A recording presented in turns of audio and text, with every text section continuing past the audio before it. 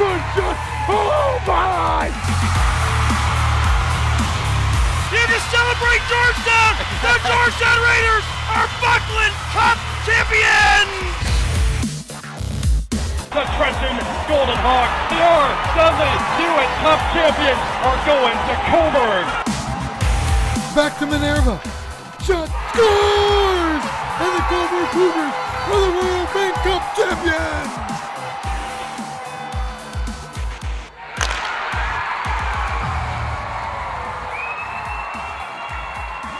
It was a rematch of last season's Buckland Cup and Dudley Hewitt Cup finalists last Saturday as Georgetown and Trenton went toe-to-toe, and once again, just a single goal separated the two squads. More on that coming up in just a moment. This is the OJ Today. Welcome, everyone. I'm Alex Bastiavansky. On today's show, in addition to tons of game highlights, we'll have an update for you on Team Canada East, featuring 14 OJHLers as they take part in the World Junior A Challenge, which is going on in Nova Scotia. Also, league news and OJ alumni updates as former players are making a serious impact at the next level. But first, game highlights. And without question, Trenton and Georgetown have forged a pretty good rivalry over the last couple of seasons. And the Hawks down the Raiders in the 2016 league final. The Raiders returned the favor last year, but then fell short against the Hawks in the Dudley Hewitt Cup Championship. They renewed hostilities Saturday night, their first meeting since that title game last May in Trenton. OJ Highlights now brought to you by Cool Sports, official apparel provider to the OJHL. The rematch between these two bitter rivals, and it's the visitors that jump out to the early lead. Looks like Kevin Stiles redirects the shot out front right there. Hawks out to the 1-0 lead. Could have been two shortly after, but it was Super Mario to the rescue. Mario Cavallari. Huge save on Matt Nastasiak. Raiders get it back. Andrew Court had a big game for Georgetown. Knocks home the rebound right there on the power play. All tied up 1-1. Just before the buzzer, Court feathers a pass to Andrew Corson. David scores. 2-1 Georgetown at the break. Second period, they pad their lead. Matt McJanet. It's a Big Mac attack. What a shot to beat Carson Poulin. 3-1 Georgetown, and they were cruising. But 19 seconds before intermission, Cavallari plays a little hot potato with the puck there. Michael Saveri gets it past him. Hawks cut the lead out of 3-2. Third, they complete the comeback. 6:52 mark. Stephen Elliott wraparound. Where the heck was the Raiders D there? It's tied 3-3. A minute and a half later, Stiles redirects home his second of the game. The Trenton Golden Hawks show a ton of heart in fighting back from a 2-goal deficit. They rally for the big 4-3 win over the struggling Georgetown Raiders. Well, the Whitby Fury got out to an agonizing start this year. Just 3 wins in their first 20 contests had the squad in a serious tailspin, but the Fury have upped their game over the last month. They've scored wins over OJ Powers, Markham, and North York, and they were looking to take another big step forward against Kingston last weekend. It would be trying its best to fight its way back into playoff contention after that slow start. Great early chance for the Fury. Shane Bull denied by Trevor Withers, though. Top 5 nominee for sure. Whitby sloppy in its own end. DeVries pounce. Cole Edwards to Rob Clark. V's out to the 1-0 lead. They made it 2, then nearly 3. More sloppiness by the Fury, but Luke Pearson standing tall. Second frame, Whitby fights back. Austin Hewlett, point shot. It finds daylight. A deficit gets cut to 2-1, and then on the power play midway through the period, Jason Stachel back. He's so hot right now.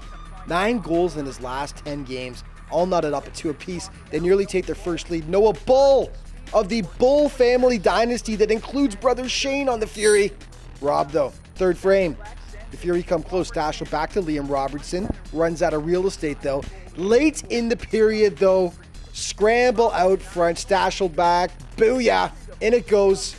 And that is the game winner for Whitby. Another great comeback. Don't sleep on the Fury. They're getting stronger with each passing week, and they're starting to put it all together. They claw back to beat Kingston 3-2. Biggest upset of the week right here. First place in the North, the Canes against last place Lindsay. Started out well for the Canes. Christian DiDonato, punch shot, and it goes. Hurricanes leading 1-0. Didn't last long though. Emerson Ducasse hammers home the juicy rebound right there. And the Fish tied up at 1 apiece. Second period now. Top 5 nominee here. Gorgeous passing by the Muskies. Brandon Carr-Ansah with the finish. 2-1. Lindsay Muskies. The Hurricanes do fight back though. Jackson Savory out front. He will take the pass and fire it home. And it was a 2-2 hockey game. But the Fish grab goal number 3 here off a weird one. Looks like it's either deflected or it just takes a weird bounce. Noah Dallo getting credit for it. Lindsay looking for the upset as they lead 3-2. Cole Thiessen pulling his way towards the net. Tyler Richardson, though, somehow keeping that one out. Third period, madness as the Canes try to tie it. 10 seconds. Thiessen steps towards the middle. Sends one on net. It's deflected and stopped. Iarulo tries to squeeze it in from the side. Puck still loose there. Savory jams at it. Aramita has it the other side. Center's in front. Somehow the puck has not crossed the goal line. Richardson sprawling. 5 Muskie players are doing their best job to play goaltender. Bill Giannopoulos with the call. The Muskies hold on for the massive upset. 3-2 final. OJ trivia for this week. Who was named the OJHL's most improved player for the 2016-17 season? First correct email response to rmorocco at theojhl.ca wins a prize pack.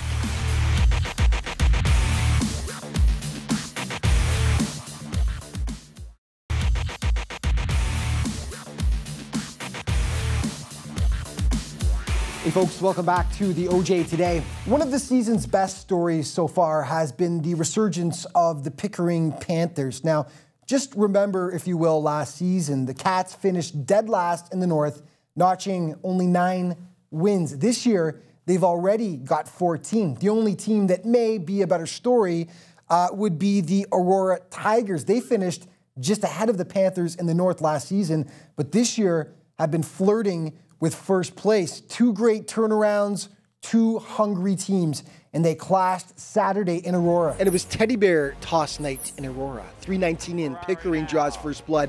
Turnover, Andrew Poulias, he will snap it home and makes it 1-0 Panthers. Second frame though, this is what the fans came for. Release the teddy bears. Shot, save, rebound, scramble. Wilkie out front, here's the chance. Welch scores! And the teddy bears come flying out. Brock Welch. And Kevin Dean with the call. Skip ahead to the third frame now. Top 5 nominee, 2-on-1, Austin Eastman finishing in style. Aurora takes the 2-1 lead. 7 minutes later, Cats on the power play. The Tigers, that would be. Jake Bricknell's point shot deflected home by Welsh. And the Tigers pad their lead to 3-1. But the other Cats, the Panthers, never say die. They steal here. Joseph Franzen going. Roof Daddy Pickering narrows it to 3-2. And then with just a minute and a half left, mad scramble out front. Brock Trail finally finishes it off, and the Panthers thought they would at least snag a point, but then West goes out. Welch steals. Welch out front. Scores! Monachino buries it wide. A tough break. The goaltender came out. Thought he was Bobby Orr. Kevin Dean with the great call. Tough break for the Panthers. 4-3 Tigers final. More on the theme of turnarounds, there wasn't a ton expected of the Coburg Cougars this season. After winning the Royal Bank Cup last year with a veteran-laden squad, the Cats turned over the majority of their roster. So this is definitely a rebuilding season for them, and it showed at first as Coburg started slow. But since hiring new head coach Jerome Dupont back on November 7th, the Cougars have won 6 of 9 and are playing like an entirely different team. They hosted Newmarket on Monday. And the Cougars have played much better, but this wasn't their night. Just 132 in. Cole Thiessen taps in the gift on the goal line. Newmarket, they go up 1-0, and then less than 2 minutes later, the puck takes a fortuitous bounce to Carson Gallagher. I just like saying the word fortuitous. I had to look it up. Tied 1-1 10 seconds later. Seriously, 10 seconds. The fortuitous deflection for Jake Chella as the puck hits a stick and goes in. Canes back in the lead 2-1. This was a crazy first period. Ethan Doyle, gorgeous backhander. And it's tied up at 2 apiece. Then the no-look between the legs pass from Brody McDougall to Mark Bastianello. Coburg with its first lead of the game, up 3-2. Late in the period, though, Alex Iarullo proving once again that patience is a virtue. As his second time around, he puts it home.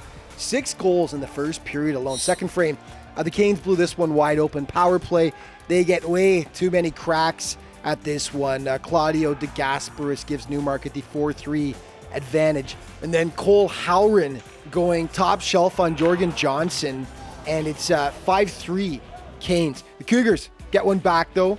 Puck just kind of hops past Fraser Kirk here. Jacob Black with the easy finish right there. Somewhat easy. Deficit is cut to just 1. All Hurricanes from that point on. Power play. Eric Aramita puts it in off the Cougars defenseman. You got to be good to be lucky and lucky to be good. 6-4 Newmarket. And then Aramita finishes off the nice pass here from Ryan Hunt. Canes in full control, up 7-4. They didn't slow down in the third either. Nicholas Cerrone on the breakaway. He gets stopped, but then Adam Trotman finishes it off. 8-4 for the visitors. And then on the power play, the Grecian assassin, Dimitri Miklogiannikis from the point. 9-4 Cougars. That's how it finishes as the Canes bounce back nicely after that shocking loss to Lindsay last Thursday. And that right there was their second win in a row. Okay, the World Junior A Challenge, an update. Canada dropped its first game, Canada East that is, to the Czech Republic 5-2. They came back and beat Switzerland 4-3 on Monday, and then setting up a quarterfinal game against Canada West, and in a very exciting game, the West boys beat the East by a 4-3 count.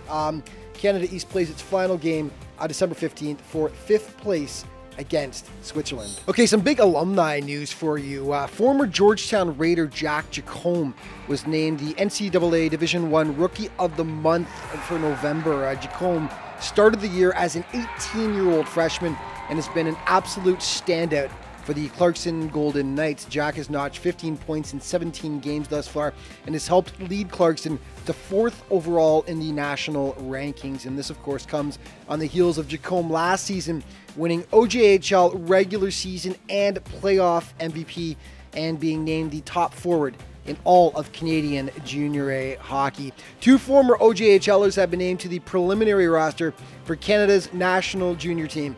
Defenseman Mario Ferraro, previously with the Toronto Patriots 2 seasons ago. He now plays with UMass Amherst, and he was selected in the second round of the NHL draft in 2017. Forward Alex Fermenton played with the Aurora Tigers 2 seasons ago and is now a standout with the London Knights. Formenton even got in a regular season game with the Ottawa Senators this year, who selected him in the second round of this year's NHL draft. Hockey Canada will be making the final cuts over the next few days. Good luck to both former OJHL standouts.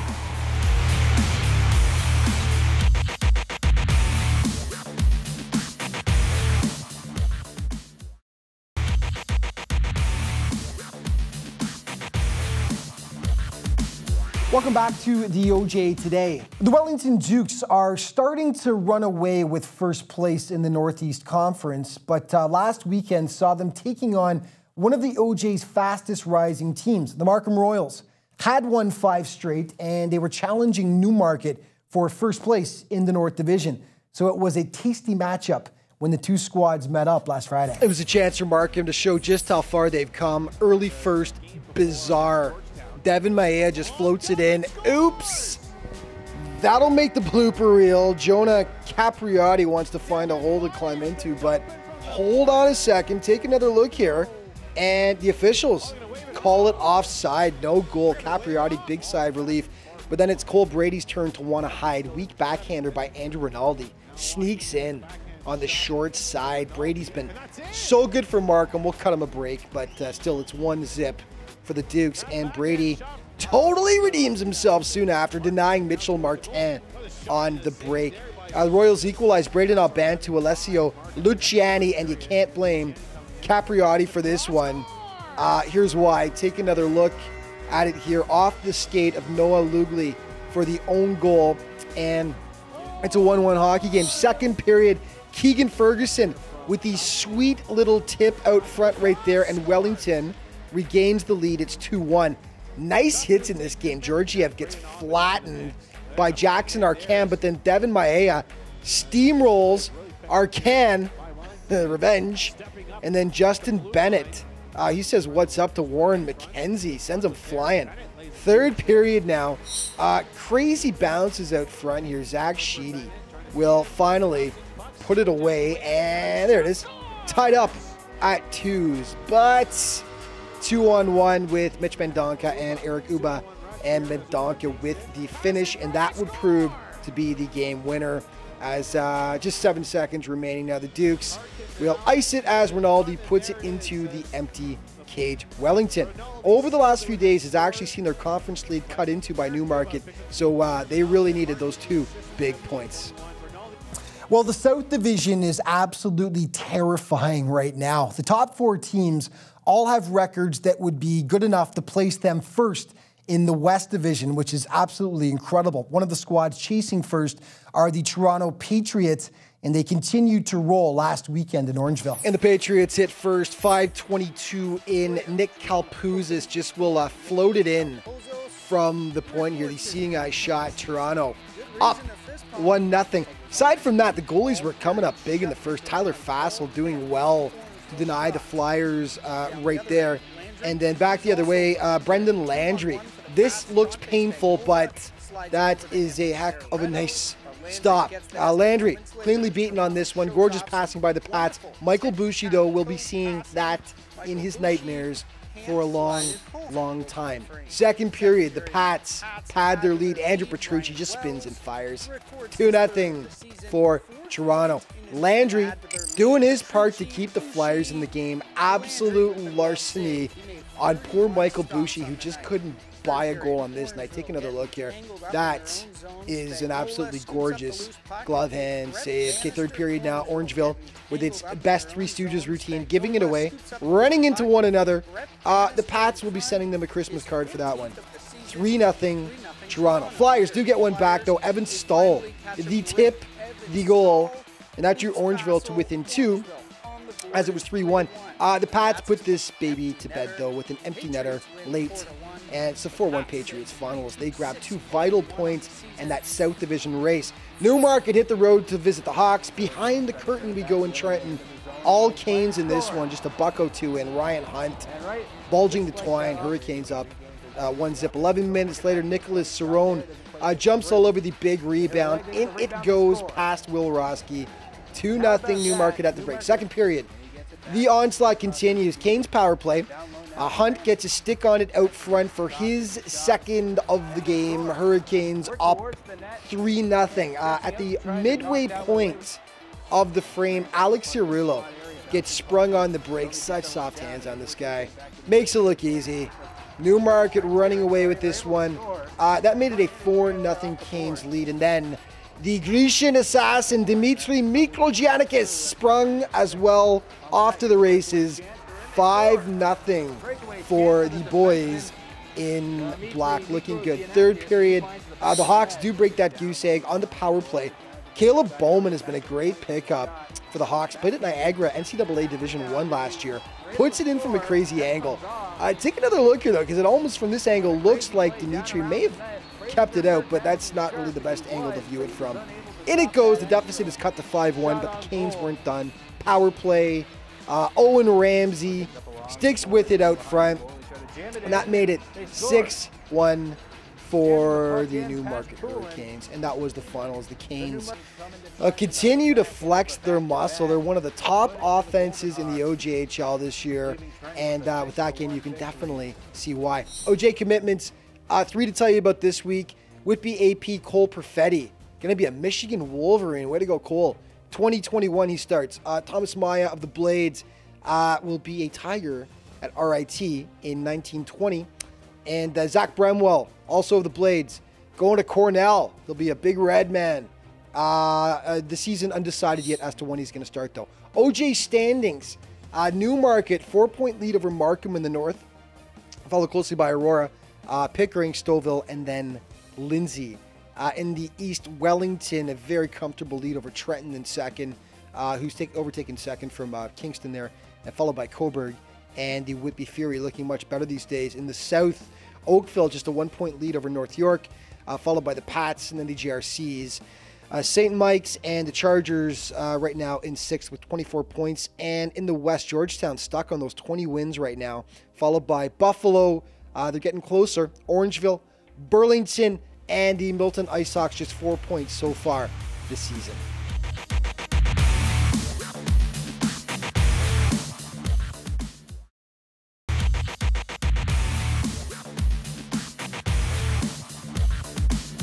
Hey folks, welcome back to the OJ Today. The North York Rangers have definitely turned a few heads this year. Currently, they're in the midst of that logjam for first in the South Division.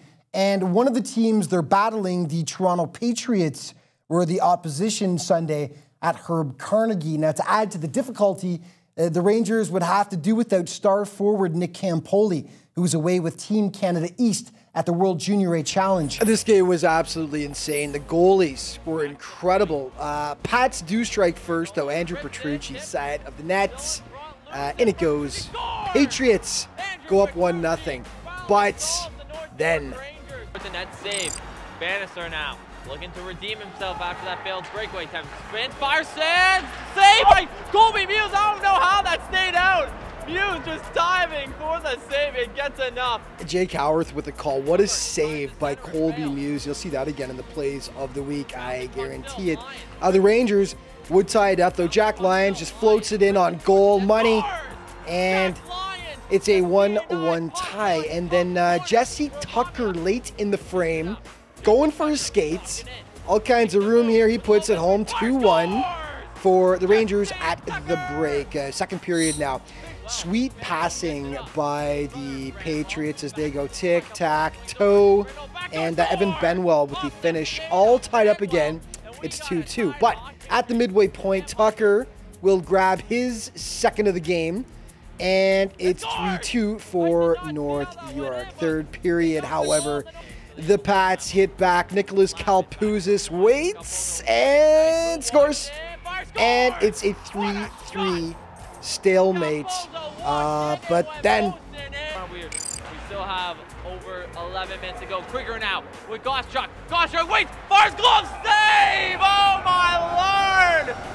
Tyler Basil. Oh my god, what a save. Unreal. That led to overtime. Take it away, Jake. Walking in, last minute of play. Back into Wells. Wells fires, scores! And that's it. The Toronto Patriots take it in double overtime. Toronto nabs an essential 2 points. These teams are going to be battling tooth and nail in the South for the rest of the year. It's going to be a blast to watch. The Panthers taking on rapidly improving Whitby. Pickering hits early. Toby Cooper tipping it home. 1-0 for the Cats. But the Fury would tie it up. And then Jason Stashelback wrister past Ethan Langevin. 2-1 for Whitby on that goal. But then it's Pickering on the PP. Anthony Azzano for the tie. And it was 2-2. Second period. Shane Bull on the partial break here. Langevin says, no way. And then robs Jason Stashelback for good measure there. Sticks flying everywhere in this game. Here's one of them. You can't do that. Penalty shot is called, as it should have been. Jacob Roach, though, on the break, denied by Nate McDonald. Third frame now. Shane Bull with the man advantage. He goes roof daddy, and it's 3-2 for Whitby. And they would cushion that. Riley McCutcheon just jamming away at it here. And 4-2, Whitby doubles its lead. And then another errant stick. Naughty. Noah Bull, boom, gets awarded with the penalty shot.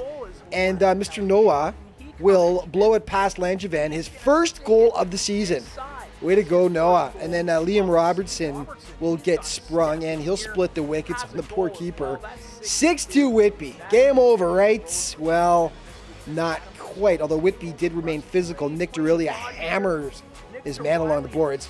Pickering would make it 6-3, though, and then Andrew Hughes pulls the trigger and pulls the Panthers to within 2 goals, and then to ensure a dramatic finish, Joseph Franzen tickles the twine with the extra man on. 6-5 for Whitby, and the Panthers come close to pulling off the 4-goal comeback in the dying seconds. No dice, though. The Fury hold on.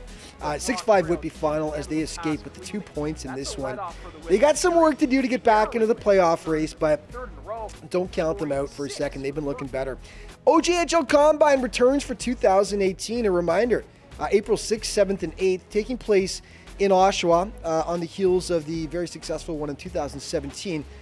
Players showcase your skills to all OJHL teams. Each player is guaranteed 3 games. Head to ojhlcombine.ca to find out more and to register. The top 5 brought to you by Chaos, the official hat provider to the OJHL. And I'll tell you, the keepers dominated the top 5 this week. Number 5, Kingston's Trevor Withers denying Whitby's Shane Bull with the sweet glove hand there. Number 4, Georgetown's Super Mario Cavallari doing likewise to Trenton's Matt Nastiuk. Take another look here. The beautiful pad save by Super Mario. Number 3, Orangeville's Brendan Landry on the Patriots' Michael Bushey, and that right there is a pretty nasty glove hand he's got going. Great save. Number 2, the Pats' Tyler Fassel against North York. Absolutely stoned Graydon Gottschalk. Take another look here as Fassel sprawls and gets the glove out to make the outstanding stop. Number 1, same game. Colby Muse one-ups Fassel with this one. Diving across to make the last-second desperation save. Take another look. This puck is all but in, and he sacrifices life and limb to make that stop. Beautiful, and that is our Chaos Play of the Week. And that's all the time we've got for this week. But just remember to keep up to date with the OJHL, all your news, stats, standings, and stories. You can always head to ojhl.ca. And of course, you've got all your social media options to check out there as well. Thank you for tuning in, folks. We'll see you next week.